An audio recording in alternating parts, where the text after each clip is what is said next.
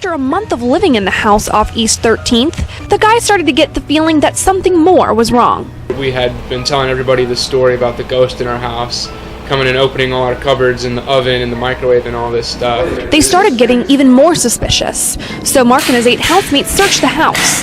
Down 2 flights of stairs in their basement, they found a door. They tried opening it, but it was locked. Behind the locked door, there was some weird noises like dings and alarms and stuff. When their realtor finally opened the door, what they found shocked everyone. A bedroom that someone else had been living in. Since I've been living here, I've been having pieces of clothes missing, like shirts, pants. Items disappearing and prints left behind. I have a handprint on my bathroom wall, and on my mirror. But it wasn't until Saturday that Maddie, a junior at UNCG, uncovered a mystery that she and her roommates thought was a ghost. And I just hear rattling in my closet, it sounds like a raccoon is in my closet. Put my hand on the knob, and I'm like, who's in here? And if somebody answers me, he's like, oh, my name's Drew. So I open the door, and he's in there wearing all of my clothes, my socks, my shoes, has a book bag full of my clothes. Police say that was 30-year-old Andrew Swafford, the same man you see appearing via video conference from the Guilford County Jail. He had these pants on, actually on his body. When Davis Wallman got to his Green Lake home, he noticed some lights on. I don't immediately freak out, but I'm like, this is not ordinary. He didn't think too much of it until a strange noise startled him. I am kind of jolted out of bed. I hear rummaging around up above me, which I know is the attic. And so I'm like, that's kind of weird. Davis noticed a light was on in this office, so he knocked on the door, but no response. He knocked again, then heard a woman's voice. Jimmy? Is that you, Jimmy? And I'm like, no, it's not Jimmy. Who is this and why are you in my house? Davis immediately called 911. Then a woman, a complete stranger, opened the door and was face to face with him. I'm like, who the heck are you? Why are you in my house? And she keeps kind of going, this is my house. I live here. I've been here for 3 days. Jimmy said I could live here. Jimmy said I could stay here. But 4 days later, Ziggy started meowing at the laundry room door.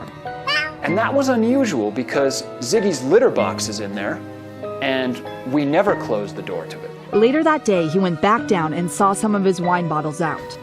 That's when he and his housemates started talking. Brian, did you go into the alcohol cabinet by chance? Zeb grabbed a ski, the two of them walking into the laundry room, opening the storage room door. There was a filthy fleece on the floor, about 10 empty bottles of alcohol, and a bunch of empty soup cans and tins of beans. This is the spot Zeb thinks the person was staying for 4 days, crammed in this spot, going through his things. This person was either very bored or very intent on trying to get my identity. Looking at old newspaper clippings and student IDs. My old medical records. And leaving behind human waste. I think they tried to use Ziggy's litter box.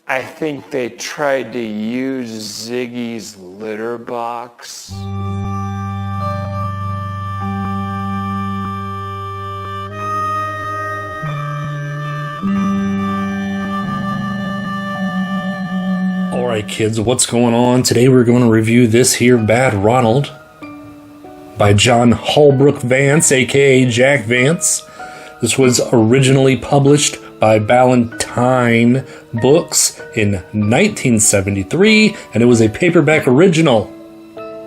This here copy that I'm holding in my hands, shaking around in front of the camera, was sent to me from Fathom Press. It's a review copy, as they are reissuing this book here, and it is up for pre-order now. Right now, you can go order it right now, pre-order, and it will be out summer this year, summer 2025. He has spring on the website, but we're just going to go ahead and call it summer because I know people busted his balls over that Cold Front book coming out a little bit later. So you know what? Comes out this summer. Pre-order. Link down in the description there. And how about a little bit about old Jack Vance? Jack Vance was born in 1916 and died in 2013 at the age of 96. He attended UC Berkeley, was an electrician at Pearl Harbor, but quit 1 month before the bombing took place. You lucky bastard. Later, he joined up with the Merchant Marine. He wrote jazz reviews for his college paper. He was a Bay Area bohemian.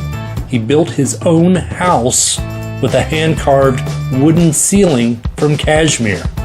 He was best friends with Frank Herbert and Paul Anderson. Him and his wife moved to Chapala, Mexico with the Herberts for a while.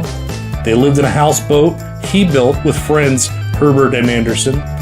He was most well known for his fantasy and science fiction books, including the incredibly popular Dying Earth series.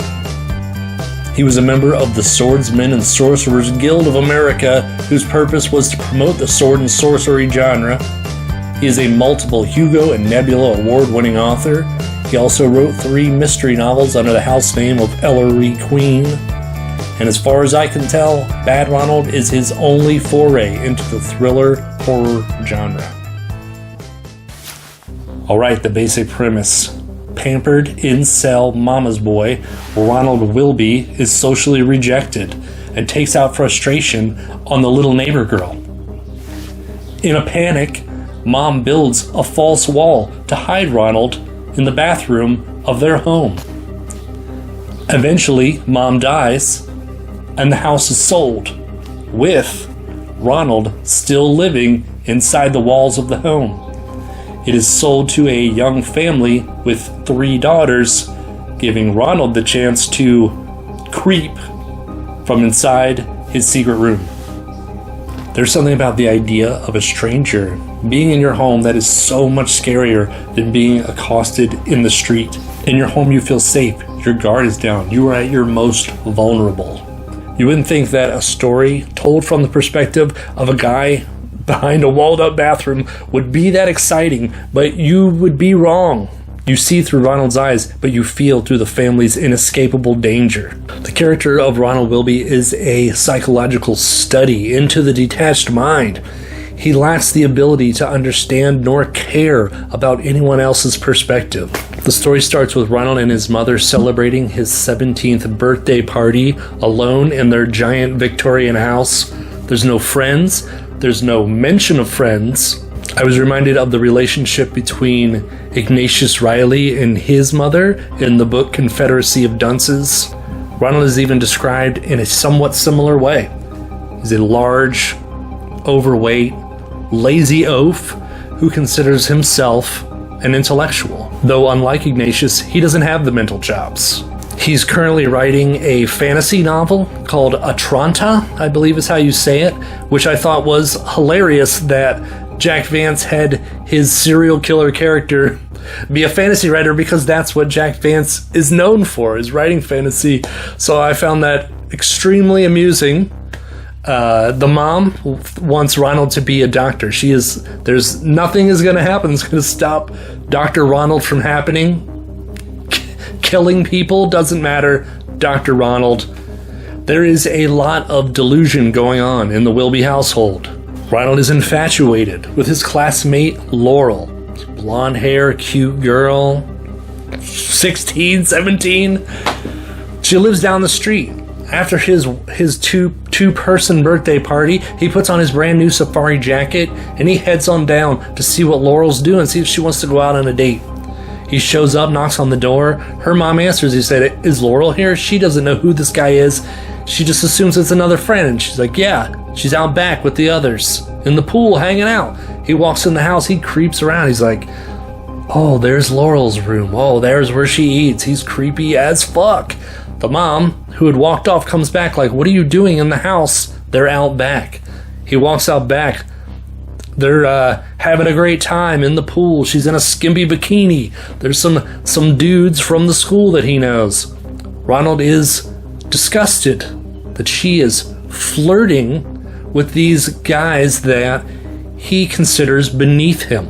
These people are beneath him. How dare she? To Ronald, he owns her. He already owns this girl, Laurel. What was weird here is they weren't necessarily mean to him. They were just like, "Oh, hey, Ronald, how's it going?" But they don't really pay him much attention. He just kind of sits off to the side and they have their own little conversations. He gets splashed with water a little bit by one of the jocks. But there's no animosity, no outward animosity. But the other kids, they get together and they're like, hey, we're going out. They just ignore Ronald, leave him, and he's left sitting by the poolside by himself in his cool safari jacket. And now he's livid. He's disgusted. This Laurel is his, and she has left. She has disgraced him, made him feel small. So on his way home, he's walking home back to his house, and a little 11-year-old girl runs into him on her bike. She's got blonde hair, just like Laurel. And he said, what better way to take out my frustration with Laurel than on this little Laurel? So he grabs the little girl, takes her into the nearby woods, and he rapes her. Afterwards, she's, been crying, screaming. She's not happy, but he is like it's nothing to him. He's like, oh, maybe we can do this some other time. Totally unaware of how miserable this poor girl is. And she's angry. She stands up and I'm going to tell the cops, you're going to prison, you sicko. And he's like, oh yeah? And then he grabs her by the throat and chokes her, kills her. Instantly, doesn't even think about it, has no remorse, she's dead. And he's like, okay, whatever, I killed this girl. But then he hears her parents calling for her. Then he panics. He doesn't want to go to jail. So he buries the body. In his haste, he leaves his brand new safari jacket, runs home, is there for a little bit, looks out the window. There's some cops down the street, and he knows that they're coming for him. They got his number. So he tells his mom that this little girl seduced him into relations and then threatened him. So he accidentally kills her. That's how his story goes. And the mom is like kind of detached, like, oh no, how are you going to become a doctor now? That's all she cares about. So they quickly build a wall. They board up the bathroom right there on the first floor, which is amazing because I don't think I could quick throw up a wall. I don't know. That's impressive. And Ronald is to go live behind this wall, and he's never to come out. Never. It's the mom's rules. You never come out. There is a trap door to where she can slide food inside of the cupboard. The cops come. They're like, "Where's Ronald? We know it's him. He was spotted. His jacket's there." And the mom is like, "Oh, he ran off. I don't know what happened." Yeah, and then they tell her, and she's like, "Oh, that's horrible." But he's gone, okay? Months go by. Eventually, mom leaves one day and doesn't come back. Turns out she died. She had a stone, I think. A stone blocked up her arteries. And she dies while out. Ronald's estranged father, who owns the house, is like, well, we're going to sell it. No one's there. Sell the house. Ronald is a little worried now. He's like, oh man, what am I going to do? But he stays in the wall. He sees all the people come through. Luckily for him, a young family moves in with 3 teenage girls. This is the best thing that could have ever happened to Bad Ronald. Reason for saying that? Ronald Wilby. He lived here before you moved in. So? And? He murdered my sister.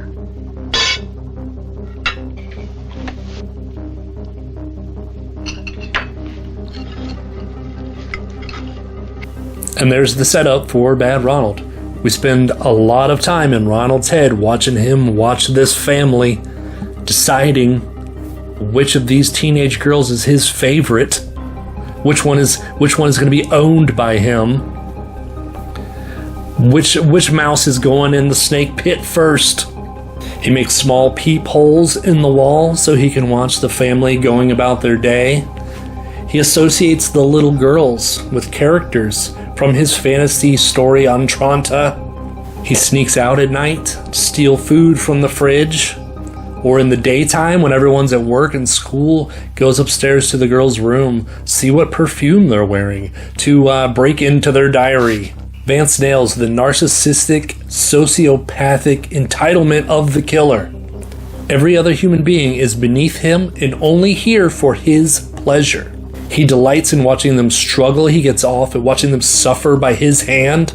At the same time, he has this warped reality where eventually the girl will go off and live with him happily ever after.